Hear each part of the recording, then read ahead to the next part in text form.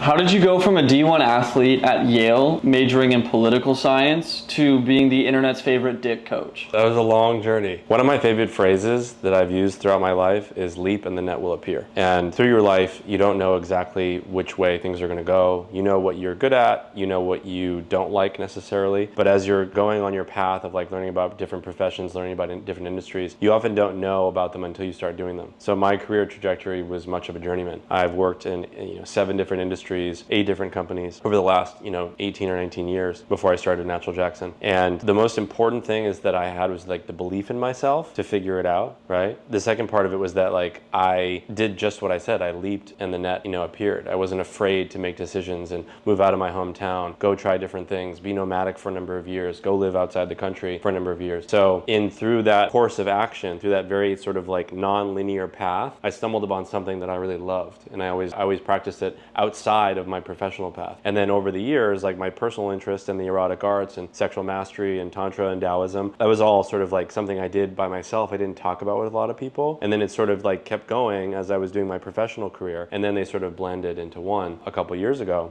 which is when I started this business more professionally. And when I started this business more formally. So I can't say that everyone has the same path, but what I know is that like linear is great, but that's not really how life works. For me, it's been a really crazy journey of like discovery, trying, failing, succeeding, and then coming into an area that is my purpose here and it's my dharma.